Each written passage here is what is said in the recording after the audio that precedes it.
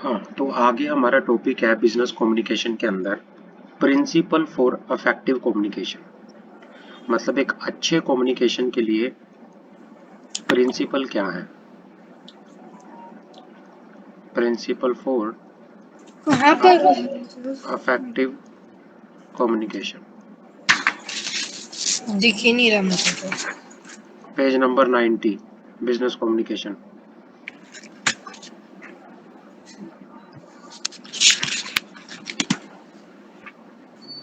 अच्छा 90 में 89 पर ढूंढ रही थी। 89 हो गया है। हाँ 89 हो गया। हाँ, तो प्रिंसिपल क्या है इफेक्टिव बिजनेस कम्युनिकेशन के? सर है। स्क्रीन रिकॉर्ड मेरे को स्क्रीन नहीं दिख रही। हम्म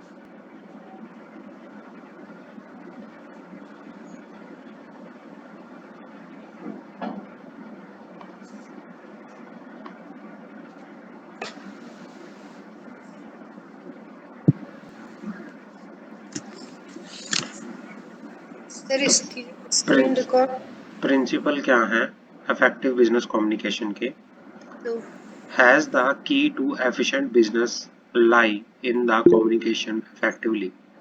मतलब क्या कहना चाह रहे हैं यहाँ पर कि efficient business lie क्या करता है कि अगर आपका communication effectively है तो वहाँ पर आपका business जो होगा efficient होगा। किसी भी business के अंदर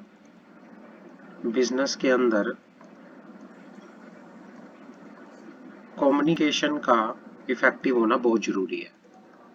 सर स्क्रीन रिकॉर्ड हो रहा है। हाँ, communication का किसी भी बिजनेस के अंदर efficient होना कम्युनिकेशन बहुत जरूरी है।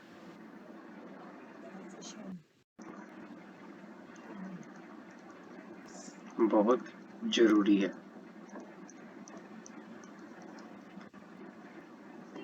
We must therefore make a concise effort to master it.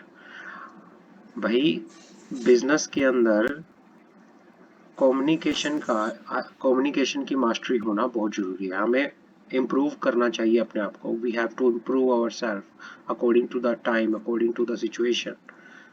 तो effective communication depends upon three things. Effective communication तीन चीजों पर बेस होता है। Effective communication depends upon three things. और तीन चीजें क्या हैं? पहला, effective communication can be achieved by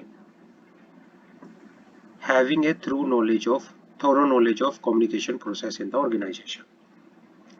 effective communication के लिए आपको ये पता होना चाहिए कि भाई कम्युनिकेशन की प्रोसेस क्या है। अगर आप कहीं पे जॉब करने जा रहे हो, आप जॉब करने गए, आपको ये नहीं पता कि मुझे किससे जाके बात करनी है, मेरी बात कौन सुनेगा, आगे मेरी बात को कहाँ पहुंचाया जाएगा। अगर आपको इस प्रोसेस का नहीं पता कम्युनिकेशन की, तो आप कम्युनिकेशन नहीं कर पाओगे। कई बार होता है ना कि वहां जाना, वहां जाके उससे मिलना, वो आपको ये बताएगा, उसके बाद ये करना। ऐसा होता है ना कई बार। हाँ तो इसको कहते हैं कम्युनिकेशन की प्रोसेस। और जब तक आपको इस प्रोसेस का पता नहीं होगा, तब तक आप कम्युनिकेशन नहीं कर सकते। तो यहाँ पे कहना चाह रहा है यहाँ पर कि भाई पहला होता है thorough knowledge of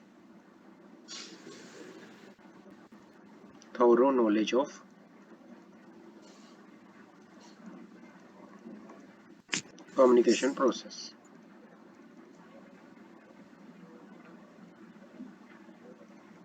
communication process की थोरो नॉलेज होना। And also being aware of various barriers and exist and taking relevant steps to overcome the same while keeping in the focus of objective of communication. उसके बाद क्या है कि भाई and also being aware रहना of various barriers। भाई communication को करते टाइम कम्युनिकेशन प्रोसेस में क्या क्या कमियां आ रही हैं, उसके बारे में अवेयर रहना और उनको दूर करने के लिए प्रॉपरली क्या करना, स्टेप लेना उनको दूर करने के लिए, उन बैरियर्स को दूर करने के लिए, ताकि क्या हो, एक ऑब्जेक्ट जो हो कम्युनिकेशन का वो पूरा हो सके। समझ आ गई? भाई पहले तो आपको कम्युनिकेशन के प्रोसेस को नॉलेज करना है, पता करना है। अगर आपका कम्युनिकेशन करते टाइम कोई बैरियर्स आ रही है, कोई कमी है, उस कमी को दूर करने के लिए आपको प्रॉपरली क्या करना है, स्टेप्स लेने हैं। And also being aware of the various barriers that exist and taking relevant steps to overcome the same while keeping in focus the objective of communication. Whom it to mean for under what circumstances is being made. समझ आ गई? हाँ। आगे बढ़ते हैं 7C of effective communication. Communication को करने के लिए 7C बताए गए हैं। एक इफेक्टिव कम्युनिकेशन के लिए क्या होना चाहिए? सबसे पहले क्लैरिटी होनी चाहिए, कंप्लीटनेस होनी चाहिए, कंसाइजनेस होनी चाहिए, कंसंट्रेशन कंक्रीटनेस होनी चाहिए, कर्टजी होनी चाहिए, करेक्टनेस होना चाहिए और कंसिडरेशन होना चाहिए। क्लियर है? अब क्या होगा, आपके एक्सप्रेशंस के अंदर क्लैरिटी होनी चाहिए, जो आप बात कर रहे हो, एक्सप्रेशन दे रहे हो, वो क्लियर होने चाहिए। कंप्लीटनेस, आपकी इंफॉर्मेशन जो है पूरी कंप्लीट होनी चाहिए, तभी एक कम्युनिकेशन इफेक्टिव होगा। कंसाइजनेस होनी चाहिए, मैसेज जो आप देना चाह रहे हो वो कंसाइज होना चाहिए, मतलब क्रक्स बताना होना चाहिए कि भाई जो आप बात बताना चाह रहे हो, मुद्दे की बात आप बता रहे हो। Concreteness in presentation, courtesy toward recipient, भाई अगर किसी को बता रहे हो तो उसके रिगार्डिंग थोड़ी रिस्पेक्ट होनी चाहिए, बताते टाइम, कम्युनिकेट करते टाइम। आप जो भी बात बता रहे हो उसको बताते टाइम करेक्टनेस होनी चाहिए एंड कंसिडरेशन फॉर रिसीवर्स, और भाई रिसीवर ने आपकी बात पर क्या रिएक्ट दिया है उसके बारे में भी बात होनी चाहिए, कंसिडरेशन होना चाहिए। समझ आ गई? Yes sir. हाँ, तो पहला बात करते हैं यहाँ पे principle of clarity. Principle of clarity क्या है? प्रिंसिपल ऑफ क्लैरिटी ये इंपॉर्टेंट है, ये पढ़ेंगे, ये वाला, ये इंपॉर्टेंट है। प्रिंसिपल ऑफ क्लैरिटी क्या कहता है कि communication should be clear so the recipient can understand the sender really want to communicate. भाई कहने ये होना चाहिए कि आपका कम्युनिकेशन, आपकी जो कोई बात है वो इतनी क्लियर होनी चाहिए कि भाई जो जिसको आप बात बता रहे हो उसको कहते हैं रिसिपिएंट, उसको समझ सके कि आप एक्चुअल में क्या बताना चाहते हो। Sender always desire how the recipient interpret the particular meaning while using the exact same meaning। भाई क्या कहना चाह रहा है कि भाई सेंडर भी ये डिजायर करता है कि भाई किस तरह से रिसिपिएंट उसकी इंफॉर्मेशन को इंटरप्रेटेट करता है, किस तरह से उसका मीनिंग निकालता है, और वो ये चाहता है कि जो बात मैं बताना चाहता हूँ रिसिपिएंट उसको वैसे ही समझे। समझ आ गई? Yes sir. For this, the sender ought to help to make the particular meaning free of ambiguity and also vagueness। मतलब ये कहना चाह रहा है कि जो बात एक सेंडर बताना चाहता है वो फ्री होनी चाहिए, उसमें किसी तरह से कोई एम्बिग्विटी नहीं होनी चाहिए, किसी तरह से कोई वेगनेस नहीं होनी चाहिए। तो कुछ फॉलोइंग टिप्स हैं जब आप ऑफर करते हो फॉर मेकिंग मीनिंग क्लियर। आपको क्लैरिटी के प्रिंसिपल्स की बात करनी है तो चार बातें आपको ध्यान में रखनी है। पहला, picking out the brief, acquaint and also effortless word and Paris. मतलब आपको ब्रीफ और एफर्टलेस, एफर्टलेस का मीनिंग यहाँ पे क्या है कि ऐसे वर्ड जिसको बोलते टाइम आपको परेशानी ना हो, ऐसे पैरा जिसको बोलते टाइम आपको परेशानी ना हो, जो आपके फ्रेंडली हो, उन वर्ड का आप यूज करो। दूसरा point, picking out conversational word and paras rather than poetic types। मतलब क्या है कि जो नॉर्मल बातचीत करते टाइम वर्ड्स का पैरा का हम यूज करते हैं, उन वर्ड्स का, उन पैरास का यूज करो जो डेली लाइफ में यूज होते हैं, ना कि आप कोई कविताएं सुनाने लग जाओ, ऐसी बात नहीं है। तीसरा, constructing successful paragraph and also grammatical construction, कि मतलब जो भी आप पैराग्राफ बनाओ उसको अच्छे से ग्रामर को ध्यान में रखते हुए बनाओ। और चौथा पॉइंट है supply illustration case along with the visual sports while appealing. मतलब क्या है, कोई भी आप अगर अपनी बात किसी को बता रहे हो तो उसके साथ एग्जाम्पल्स दो, विजुअल कुछ सपोर्ट दो ताकि लोगों को क्या आए, समझ आए। एग्जाम्पल द्वारा बताई गई बात लोगों को ज़्यादा समझ आती है, तो अपनी बात को बताते टाइम एग्जाम्पल्स भी दो, इलिस्ट्रेशन दो। और लास्ट पॉइंट क्या है, staying with staying away from tactic word, para and also jargon. मतलब क्या है, कोई टैकी वर्ड क्या है, कोई टेक्निकल वर्ड हो गया जो लोगों की समझ से परे होता है। तो ऐसे ऐसे वर्ड से, ऐसे ऐसे जार्गन से, ऐसे वर्ड से, ऐसे जो पैरास हैं, इनसे आप क्या रहो, दूर रहो। तो जो भी बोलो बिल्कुल ब्रीफ में बोलो, और ऐसे वर्ड का यूज करो, सिंपल वर्ड का यूज करो। नॉर्मल जो लैंग्वेज है आपकी उसमें बात करो, ना कि आप पोएटिक तरीके से बात करो, कोई ऐसा कुछ नहीं है। ग्रामर का अच्छे से यूज करो, एग्जाम्पल्स का यूज करो, और बिल्कुल भी किसी तरह से कोई टेक्निकल वर्ड से दूर रहो। ये इसके प्रिंसिपल्स हैं ऑफ क्लैरिटी। समझ आ गया? Yes sir. समझ आ गया यशु? हाँ सर, आ गया। आगे बढ़ते हैं। Point number 2, principle of completeness क्या है? कंप्लीटनेस का मतलब आप जो भी बात कर रहे हो, आपकी बात कंप्लीट होनी चाहिए। The communication must be complete.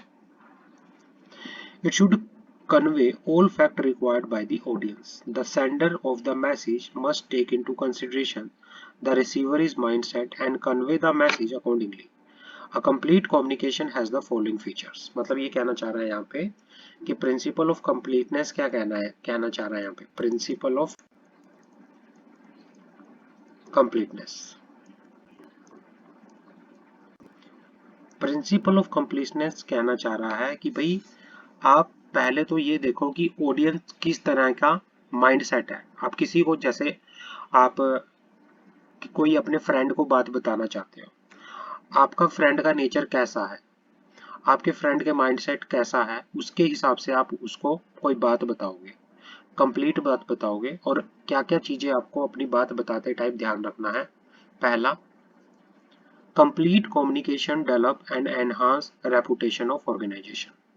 भाई क्या है, कोई ऑर्गेनाइजेशन अगर पब्लिक को कंप्लीट इंफॉर्मेशन दे रही है, कंप्लीट हर एक छोटी छोटी चीज बता रही है, तो उस ऑर्गेनाइजेशन की जो रेपुटेशन है वो इंक्रीज होती है। कि भाई हाँ, लोगों का विश्वास बढ़ेगा ना ऑर्गेनाइजेशन पे। कोई एक कंपनी है मान लो, वो हर एक छोटी छोटी चीज पब्लिक को बताती है, अपने शेयर होल्डर को बताती है, स्टेक होल्डर को बताती है, तो लोगों का कंपनी पे विश्वास बढ़ता है, कंपनी की जो रेपुटेशन है वो इंक्रीज होती है, ऑर्गेनाइजेशन की रेपुटेशन इंक्रीज होती है।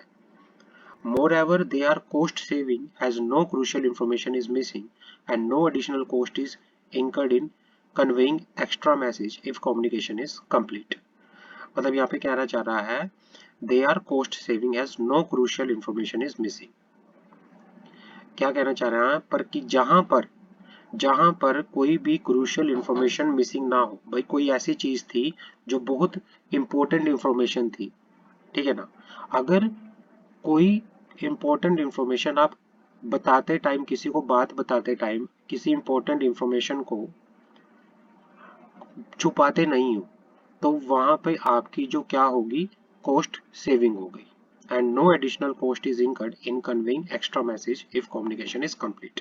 और वहां पे आपको कोई एक्स्ट्रा कॉस्ट बियर करने की जरूरत नहीं है। अदरवाइज क्या हो सकता है, मान लो आपने कोई बात किसी को बताई, बात बता दी, लेकिन आपने इंपॉर्टेंट फैक्ट जो थे, जो क्रक्स था, जो क्रूशियल इंफॉर्मेशन थी, वो मिस कर दी।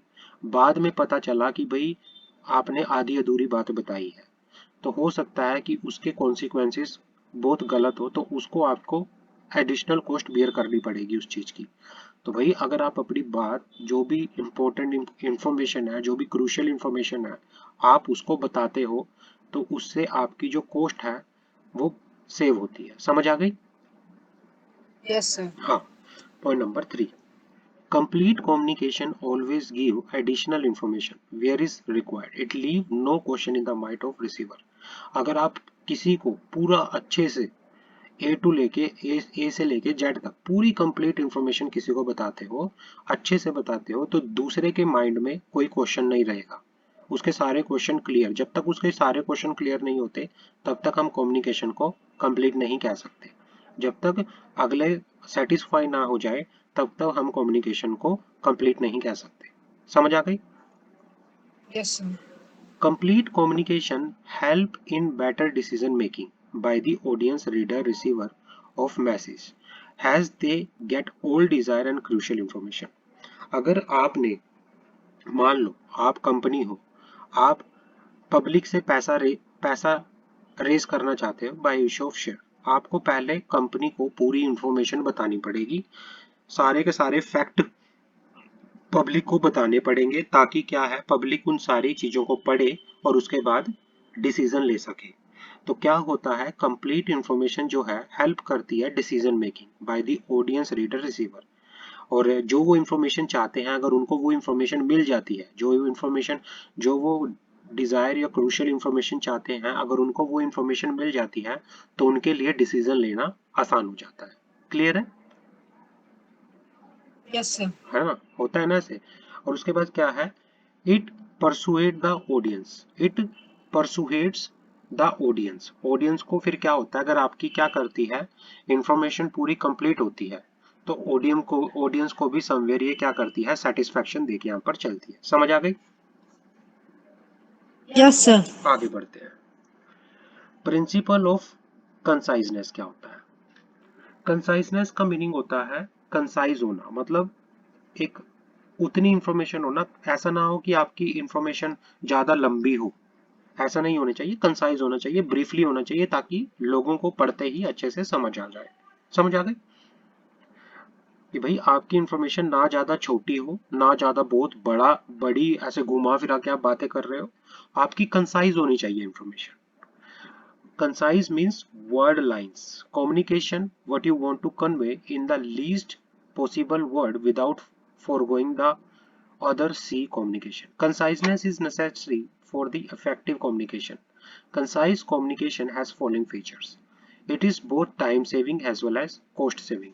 मतलब इसका मीनिंग ये है कि ब्रीफ आपकी जो बात है वो सिर्फ मुद्दे की बात होनी चाहिए, घुमा फिरा के बात नहीं होनी चाहिए। जो बात आप कहना चाहते हो एग्जैक्ट वही बात आप बताओ। ऐसा नहीं है कि आप घुमा फिरा के बात कर रहे हो और लोगों का टाइम खराब हो रहा है, इतना लॉन्ग आप कुछ भी कहानी बोले जा रहे हो, ऐसा नहीं होना चाहिए। कंसाइज होनी चाहिए आपकी इंफॉर्मेशन, जिससे क्या हो, और कंसाइज इंफॉर्मेशन के क्या फायदे हैं? It is both time saving as well as cost saving. ये टाइम सेविंग होती है, कॉस्ट सेविंग होती है।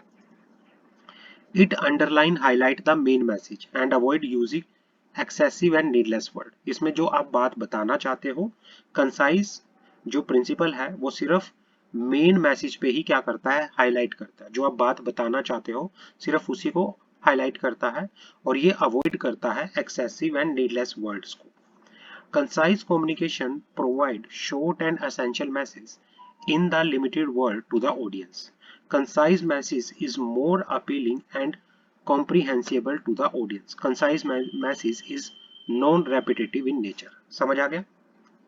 Yes sir. हाँ, अब बढ़ते हैं आगे। 1 मिनट सर, मैं चार्जर लेकर आ जाऊँ। No issue.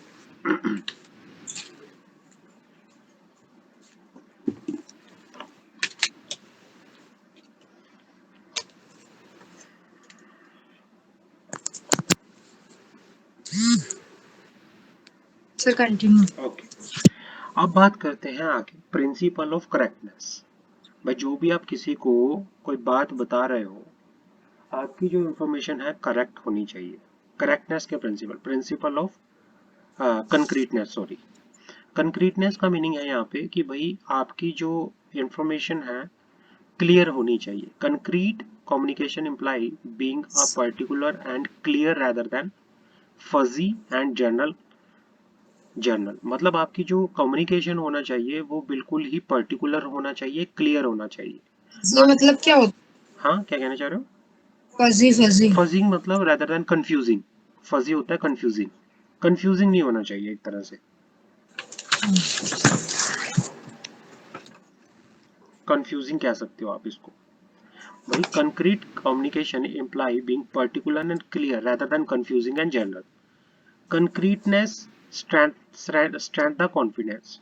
भाई अगर आपका कम्युनिकेशन जो है वो क्लियर है, कंक्रीटनेस का मीनिंग यहाँ पे क्या है, क्लियर।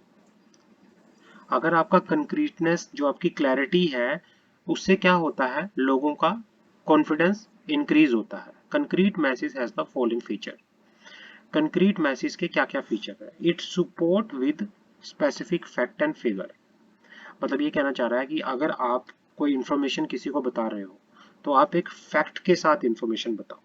फैक्ट होने चाहिए, फिगर्स होनी चाहिए, या तो आप डायग्राम फॉर्म में इंफॉर्मेशन बताओ, चार्ट फॉर्म में बताओ, ताकि लोगों को समझ आ जाए। क्लियर बताओ। समझ आ गई?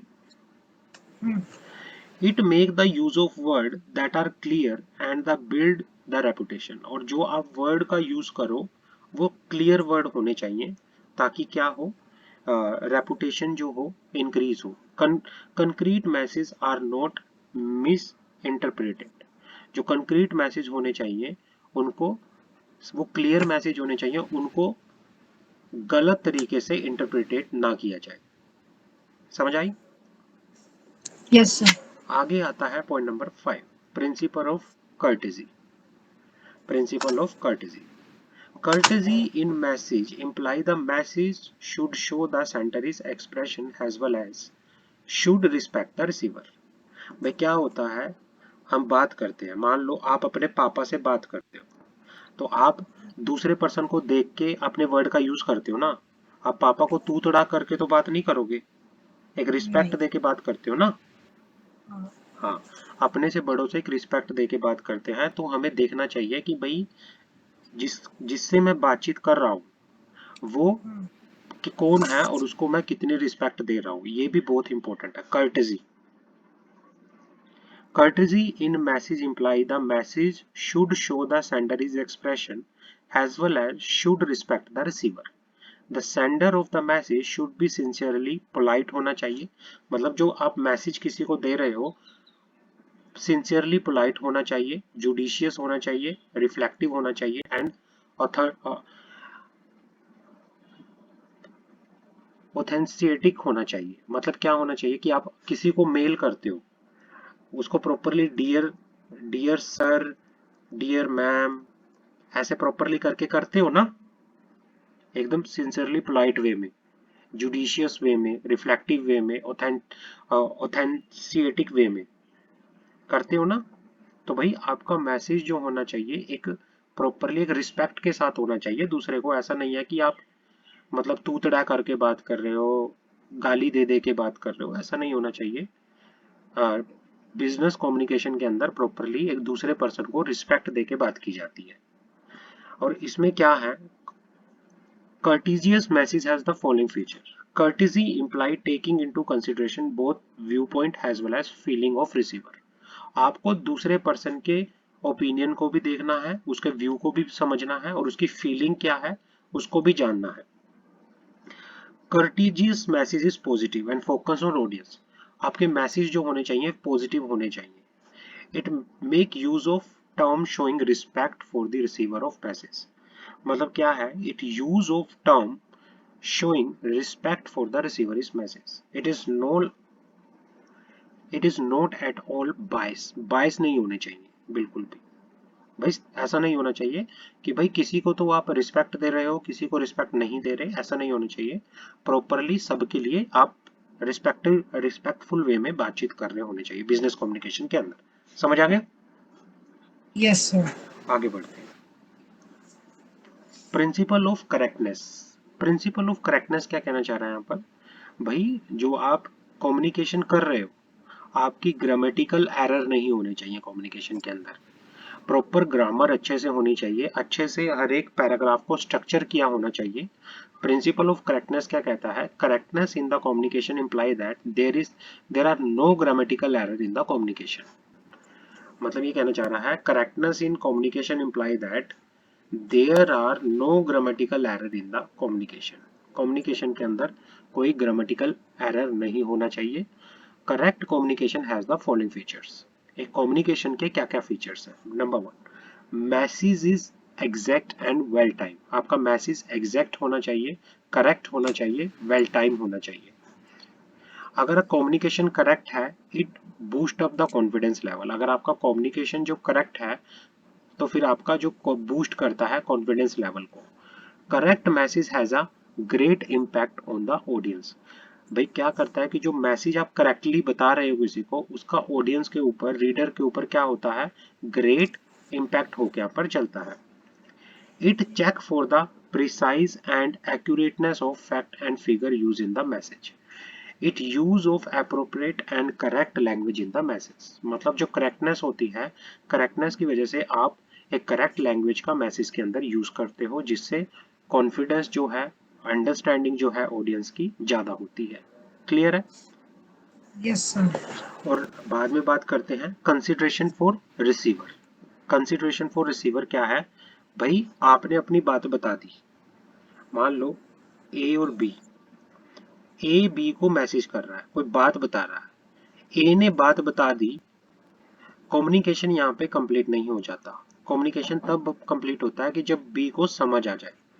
अब मैं हूं, है ना, मैं आपसे, अब मैं आपको समझा रहा हूँ, मैं आपको पढ़ा रहा हूँ, मैं आपको समझा रहा हूँ, बाद में पढ़ाने के बाद मैं ऐसे ही पढ़ाता रहूँ, मैं आपसे ये ना पूछूं कि समझ आ रहा है, तब तक मेरा कम्युनिकेशन कंप्लीट नहीं होता, जब तक कि आप यस नहीं कर सकते। मैं आपसे हर बार आपसे फीडबैक लेता हूँ ना कि समझ आया, ये लेता हूँ ना, हाँ। तो इसको कहते हैं भाई आप रिसीवर को कंसीडर करो। आप अपनी बात किसी को समझा रहे हो, दूसरे को समझ आ रही है, उससे कंसीडरेशन लेना, उससे पूछना, उससे फीडबैक लेना, ये भी जरूरी है। जब तक कि दूसरे को समझ ना आ जाए, तब तक वहां पे कम्युनिकेशन को कंप्लीट नहीं माना जाता। समझ आ गई? हाँ। Consideration for receiver. Consideration implies stepping into the shoe of other. Effective communication must take the audience into consideration. Audience is viewpoint, background, mindset, education level, etc. Make attempt to investigate your audience, your requirement, emotion as well as problems.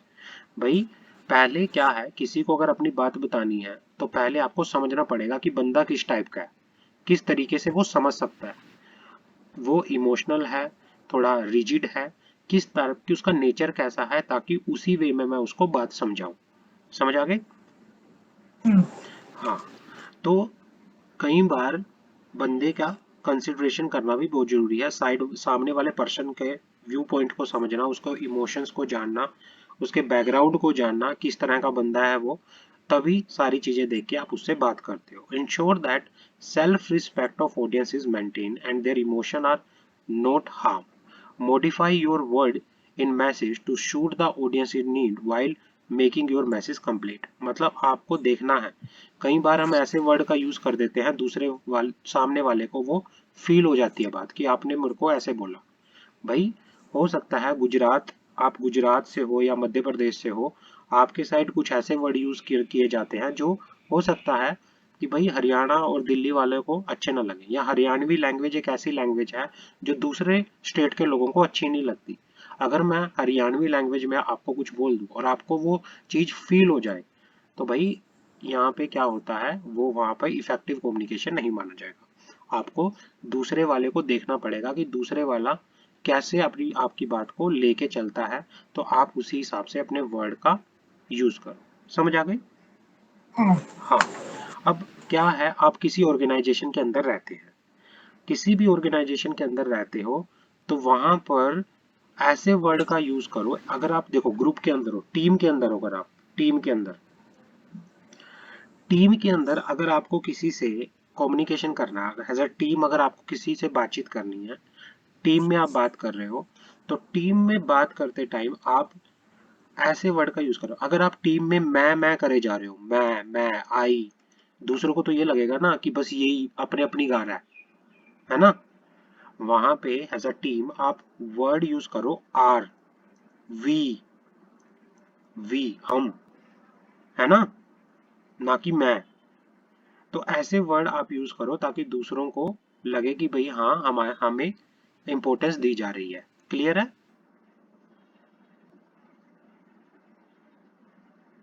Clear है?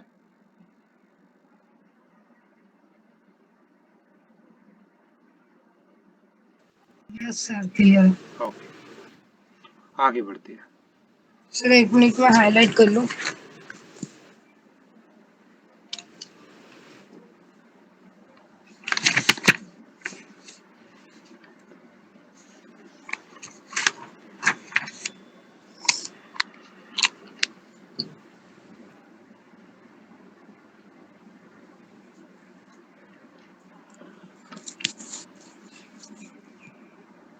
Yes sir continue. आगे बढ़े, हाँ sir. आगे बढ़ते हैं। Choose the right meaning and mode. भाई ऊपर तो हमने पढ़ा प्रिंसिपल, वो तो थे ही, लेकिन कुछ और भी गाइडलाइंस है एक इफेक्टिव कम्युनिकेशन के लिए। एक इफेक्टिव कम्युनिकेशन के लिए और भी गाइडलाइंस है, और वो क्या क्या गाइडलाइंस है पढ़ते हैं। Choose the right means and mode. It is important to choose the right mean and mode of communication. भाई आप कम्युनिकेशन किस तरह से कर रहे हो ये भी इंपॉर्टेंट है, किस तरीके से आप कम्युनिकेशन कर रहे हो। Right means and mode of communication भी चूज करना आपके लिए बहुत जरूरी है। This would depend upon the organisation, it is size, policy, cost involve, urgency, distance, resources available, confidentiality, safety, security, necessity for an official record of the communication, the recipient and the resources available। ये कहना चाह रहा है कि भाई एक communication के लिए, कम्युनिकेशन करने के लिए एक अच्छा तरीका भी होना चाहिए, तरीका भी होना चाहिए, एक अच्छा तरीका भी कम्युनिकेशन का होना चाहिए। अब ये कम्युनिकेशन आप किस तरह से करते हो, कैसे अपनी बात पहुंचाते हो लोगों को, ये डिपेंड करता है कि आपके ऑर्गेनाइजेशन का साइज कितना है, आप पॉलिसी क्या है, भाई किस तरह से आप कम्युनिकेशन करते हो, आपकी urgency, distance, resources available, confidentiality, safety. भाई अगर आपकी कोई मैटर जो बहुत कॉन्फिडेंस है, तो कॉन्फिडेंस के लिए उसे आप पब्लिक डोमेन में नहीं करते, आप पर्सनली कॉन्फिडेंशियली उस इंफॉर्मेशन को किसी को बताते हो, है ना।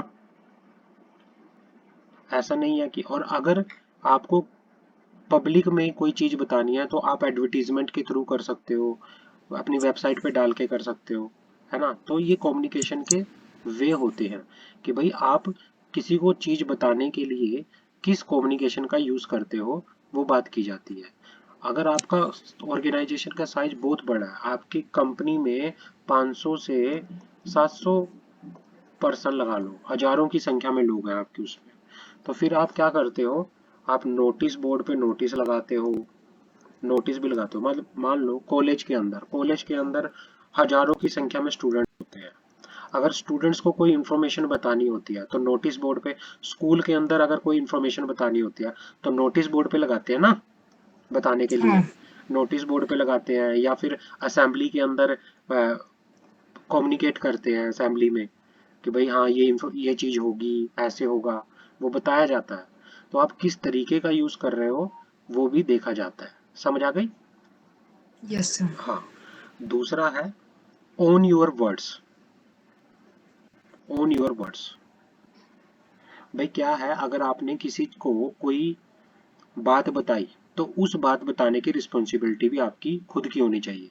आपने कोई वर्ड यूज किया, आपने कोई बात बताई, तो उसकी रिस्पॉन्सिबिलिटी भी आप लोगे, उसके लिए आप ही रिस्पॉन्सिबिलिटी होगे। It is important sir to, एक हाँ, मिनट, एक बार रिपीट करिए सर। कि भाई क्या है, मान लो आपने कोई बात अपने फ्रेंड को बताई, है ना, कि भाई ऐसे ऐसे करके वो तेरे बारे में ये बोल रहा था, या उसने तेरे बारे में ये बोला, उसने आगे जाके पूछ लिया कि भाई मुझे पता चला है कि मुझे यशु ने बताया कि तू मेरे बारे में ऐसे बोल रहा था। तो बाद में वो पर्सन आपके पास आए, दोनों के दोनों, और उन्होंने वो पूछा कि बता यशु, ये मेरे बारे में क्या बोल रहा था, तो आप बाद में मुकर जाओ कि मैंने तो कुछ नहीं बोला ऐसा।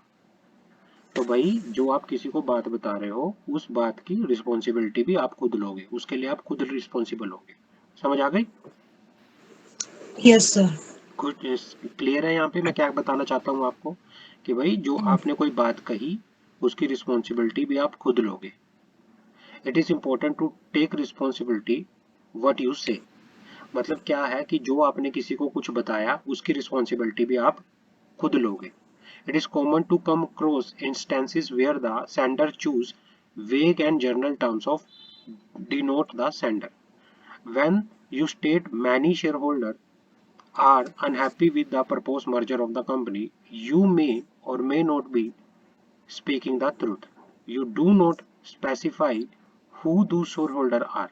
Therefore, the official of the company may not accept your statement at the fact value. Your message may be taken seriously if you are willing to own it.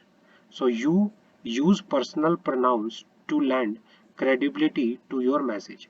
Long business report, commercial terms and conditions, or legal provisions are in exceptions since they may be drafted using passive verbs and employing a formal tone.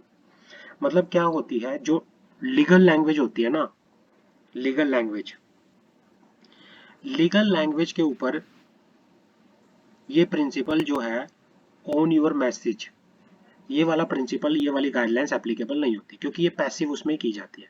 लेकिन लेकिन अगर आपको कोई personal message किसी को देना है, personal message, अपने कोई व्यू, अपना कोई ओपिनियन, अपनी कोई चीजें किसी को बतानी है, तो भाई आप उसके लिए वहां पे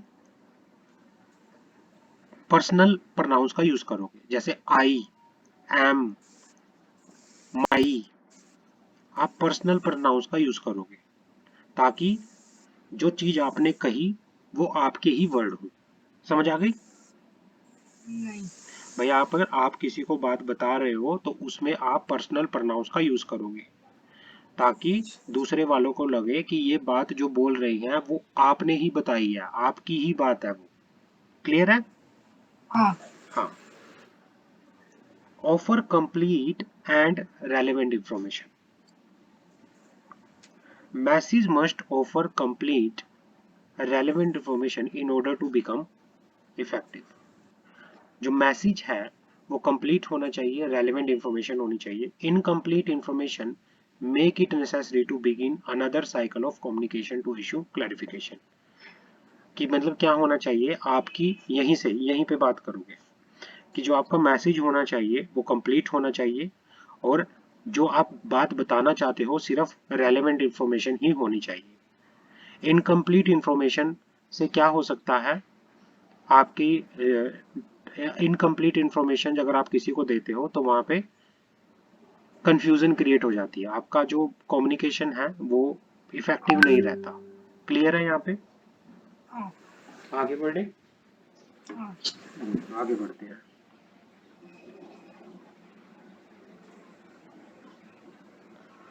obtain feedback.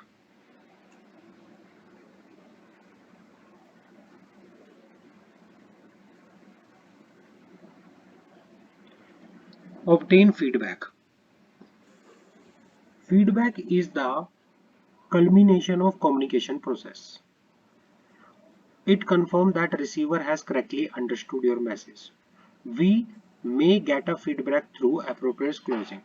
The closing line of a business letter often invites such a response. When sender out a check, we often ask the receiver to acknowledge it received. Similarly, we ask the other party to confirm that appointment is suitable for it when we propose an important business meeting.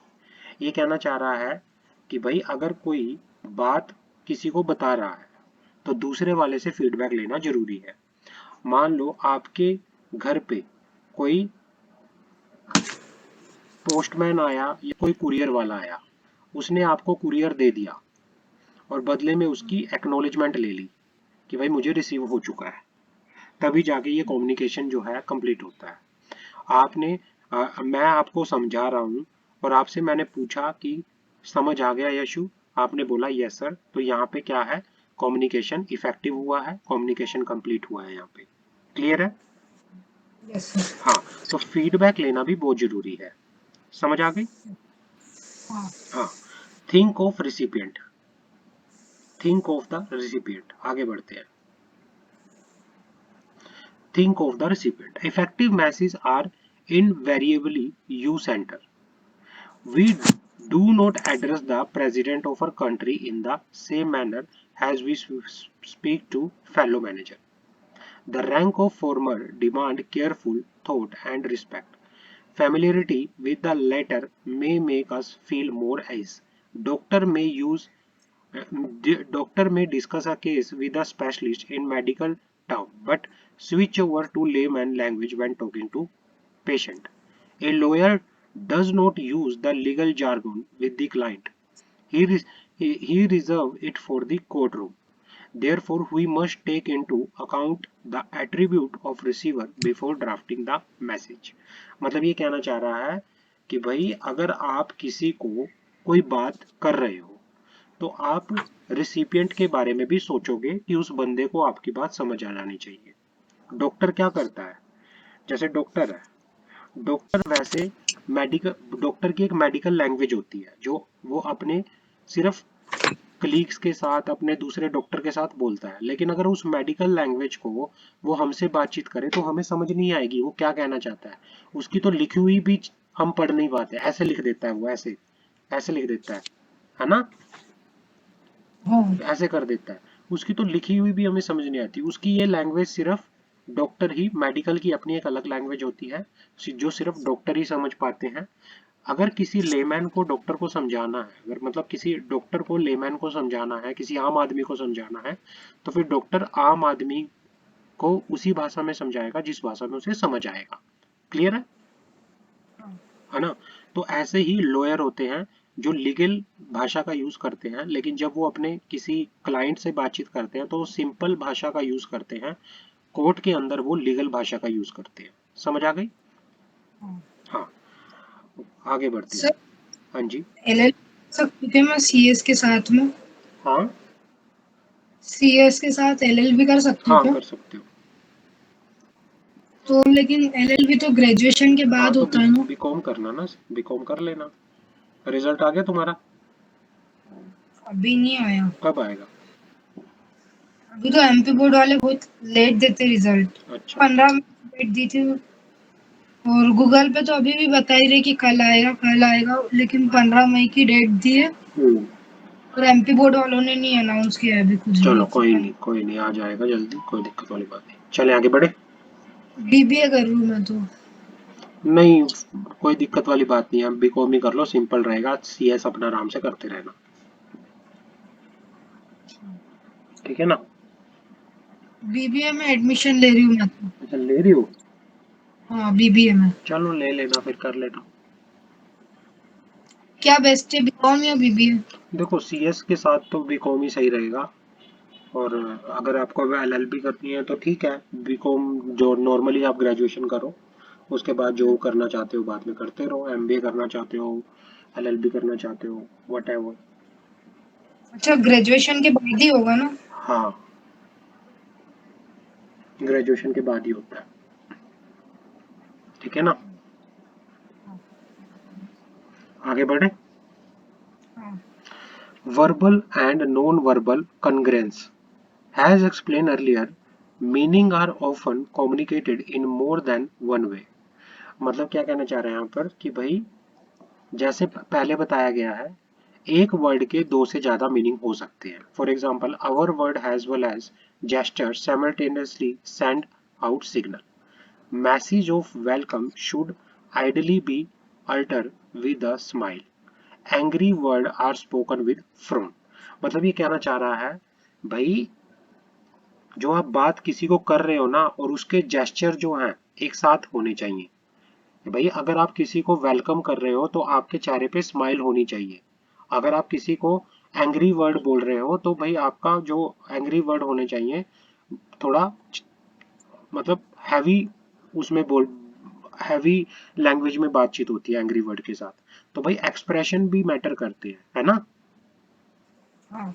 To put in another way, our word and facial expression must set out the same same meaning. ऐसा नहीं होना चाहिए कि भाई आपको कैसे पता चलेगा कि वो मुझ पे गुस्सा है, जब आप थोड़ा सा एक्सप्रेशन दिखाओगे ना। आप किसी को गुस्सा कर रहे हो, बात तो आप गुस्से वाली कर रहे हो लेकिन चेहरे पे स्माइल है, तो फिर कैसे पता चलेगा कि भाई आप गुस्सा हो। आपका जो बात बताना चाहते हो प्लस आपका फेशियल एक्सप्रेशन सेम मीनिंग दिखा रहे होने चाहिए, ताकि लोगों को लगे भाई जो आप बात बता रहे हो उसका सिग्नल वही है, उसका सिग्नल भी सेम है। आप खुश हो रहे हो तो आपके चेहरे पे स्माइल होनी चाहिए, ताकि लोगों को लगे कि भाई हाँ आप खुशी की कोई कोई जोक सुना रहे हो, सीरियस होकर आप किसी को जोक सुना रहे हो तो वो जोक नहीं लगता। एक तरह से आपके चेहरे पे भी उस तरह का एक्सप्रेशन होना चाहिए। क्लियर है। आगे बढ़ते हैं। Repeat if necessary.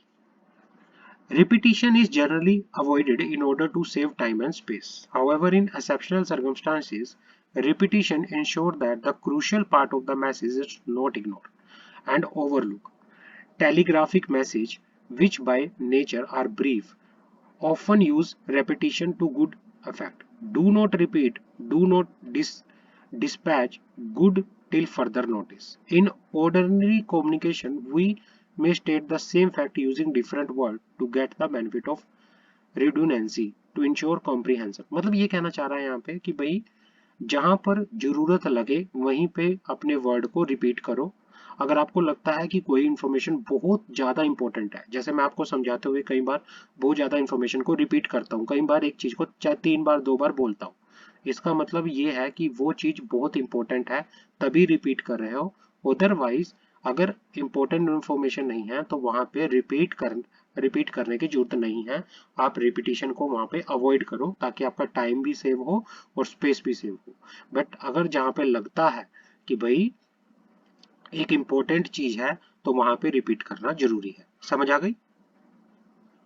yes, हाँ, आगे बढ़ते हैं। डू नॉट जज। डू नॉट जज। डू नॉट जज का मीनिंग क्या है? Unfavourable judgement provoke reaction and are better avoided. If a subordinate has not finished the hello yes sir. हाँ करें शुरू। हाँ, डू नॉट जज। अब डू नॉट जज का मीनिंग क्या है? Unfavourable judgement provoke reaction and better avoided. If subordinate has not finished the work allotted to him on time, then the boss had two options. He may either point out his fact in a plain and matter of fact tone, may be reprimanded him for being lazy, good for nothing guy who should be fired immediately. The first option is clearly preferable and strengthen the credibility and trustworthiness of the sender. यहाँ पे क्या होता है? Do not जज। जज का meaning यहाँ पे ये है कि भाई किसी को आपने कोई बात बताई उस और दूसरे को जज मत करो उस चीज से। भाई आप कोई अनफेवरेबल जजमेंट ना लगाओ उसके बारे में कि भाई अगर मैं आपको कोई चीज समझाता हूं, है ना, मैंने आपको कोई चीज समझाई, आपको समझ नहीं आई, तो मैं जजमेंट ना करूं तो बेटर है। कम्युनिकेशन के अंदर जजमेंट ना करें। मैं ये नहीं कह सकता कि भाई इसको समझ नहीं आता, ये तो नालायक है। नहीं, ऐसा नहीं हो सकता कुछ भी। आप जज ना करो दूसरे को। समझ आ गई? समझ आई ना आई अलग बात है। आप समझाने का कोशिश करो अच्छी तरह से जब तक समझ ना आए कम्युनिकेशन में, बट दूसरे को जज मत करो। समझ आ गई?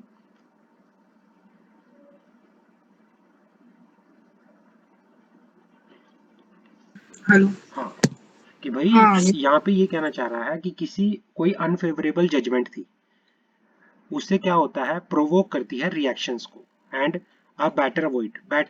अनफेवरेबल कोई जजमेंट है किसी के बारे में, कोई जजमेंट बना के आपने रख ली। मैं आपको ये बारे में एक जजमेंट बना लूं कि मैं आपको कितना मर्जी समझा दूं, आपको समझ नहीं आता, आप नालायक हो। अगर आपने यही जजमेंट बना ली ना, तो आप कम्युनिकेशन इफेक्टिवली नहीं कर सकते। आपने स्कूल में भी देखा होगा, टीचर किसी बच्चे को नालायक बोल देता है और बार बार उस टीचर की यही जजमेंट बन जाती है, ये तो नालायक है, इसको समझ ही नहीं आने वाला। जब वो कितना मर्जी अच्छा करने की कोशिश कर ले, टीचर को फिर भी ये लगेगा कि ये बच्चा नालायक है। उसको बार बार ये लगेगा, और उसने कोई गलत काम ना भी किया हो फिर भी टीचर को ये लगेगा कि ये बच्चा नालायक है, शरारती है, इसी ने कुछ किया होगा, इसी की गलती होगी। हमें ये जजमेंट नहीं बनानी चाहिए, इस जजमेंट को अवॉइड करना चाहिए। क्लियर है? Yes sir. हाँ। Rely on facts. Fact lend credibility to our communication since it is not possible to refute them। मतलब ये कहना चाह रहा है कि जो भी आप इंफॉर्मेशन दे रहे हो वो फैक्ट पे बेस होनी चाहिए। अगर आपके पास फैक्ट है तो उससे आपकी जो क्रेडिबिलिटी है, लोग आपकी बातों पे भरोसा करेंगे। If a candidate claim that he has a typing speed of 50 word per minute, then it is possible to verify the claim. अगर किसी ने ये बोल दिया, मान लो एक एक कैंडिडेट कहीं गया, उसको उसने ये बोल दिया कि मैं 1 मिनट के अंदर 50 वर्ड टाइप कर सकता हूँ, किस तरह से उसकी बात पे बिलीव किया जाएगा? जब वो उसको क्या कर दे, वेरीफाई कर दे, उससे करवाया जाएगा वो चीज कि भाई करके दिखाओ, है ना? तो जब अगर वो करके दिखा देगा तभी उसकी बात पे बिलीव किया जाएगा। तो आपकी जो फैक्ट, जो इंफॉर्मेशन होनी चाहिए, फैक्ट पे बेस होनी चाहिए, एविडेंस पे बेस होने चाहिए, सो दैट कि लोग आपकी बातों पे विश्वास कर सके। समझ आ गई? सर। हम्म। और ये है जोहारी विंडो। जोहारी विंडो क्या होती है?